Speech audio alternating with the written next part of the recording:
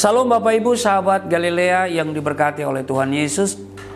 Jumpa lagi bersama saya Pendeta Rusli Menoarfa. Saudara, di Mazmur 141 ayatnya yang kedua berkata begini. Biarlah doaku adalah bagimu seperti persembahan ukupan, dan tanganku yang terangkat seperti persembahan korban pada waktu petang. Saudara, pemazmur dalam hal ini Daud mengungkapkan dalam kidungnya bahwa doa bagaikan persembahan di mezbah dupa dan mengangkat tangan bagaikan persembahan di mezbah korban bakaran. Saudara, banyak orang Kristen sepertinya enggan atau merasa malukah, atau mungkin juga malas, atau tidak spontan mengangkat tangan dalam sebuah kebaktian. Padahal sikap mengangkat tangan menurut Alkitab, bukan menurut saya loh, menurut Alkitab adalah suatu persembahan korban yang harum di hadirat Tuhan. Nah, secara umum ekspresi angkat tangan mempunyai makna yang pertama adalah luapan kegembiraan, tapi juga merupakan tanda penyerahan diri dan tanda meminta pertolongan, bahkan menyambut atau mengeluk-elukan seseorang.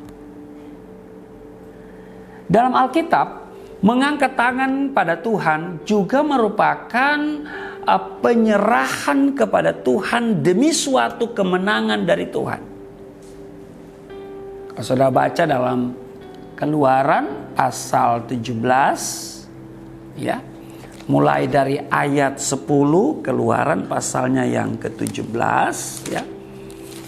ayatnya yang ke-10 mulai sampai dengan ayatnya yang ke-15, dikatakan begini. Lalu Yosua melakukan seperti yang dikatakan Musa kepadanya dan berperang melawan orang Amalek. Tetapi Musa, Harun dan Hur telah naik ke puncak bukit. Dan terjadilah apabila Musa mengangkat tangannya, lebih kuatlah Israel. Tetapi apabila ia menurunkan tangannya, lebih kuatlah Amalek. Maka penatlah tangan Musa. Sebab itu mereka mengambil sebuah batu, diletakkanlah di bawahnya, supaya ia duduk di atasnya.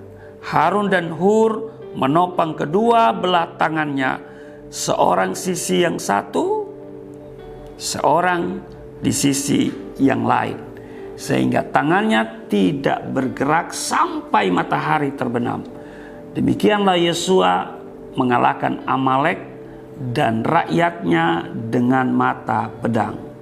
Dan seterusnya sampai di ayatnya yang ke-15. Saudara, dikisahkan apabila Musa mengangkat tangan berakibat positif, kemenangan untuk pasukan Israel. Tetapi kalau Musa menurunkan tangannya berarti kekalahan. Nah, secara rohani, apabila anak-anak Tuhan mengangkat tangan kepada Tuhan, maka Tuhan turun tangan menolong kita. Amin. Mengaruniakan berkat-berkatnya kepada saudara dan saya. Amin. Kalau saudara lihat lagi di Mazmur di 134, Mazmur di 134 di ayatnya yang kedua dikatakan begini, saudara. Angkatlah tanganmu ke tempat kudus dan pujilah Tuhan. Saudara, dikatakan angkatlah tanganmu ke tempat kudus dan pujilah Tuhan.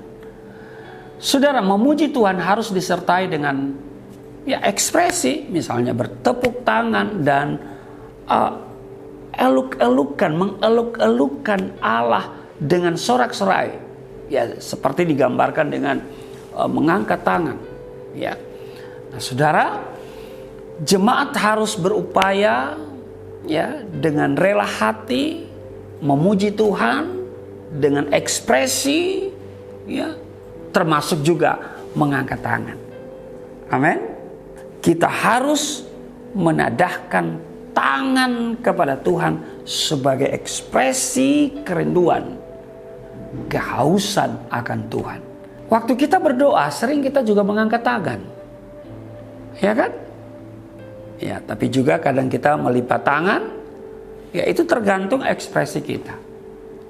Jadi angkat tangan adalah sikap memuji Tuhan, tapi juga menyembah Tuhan, tapi juga meminta sesuatu kepada Tuhan.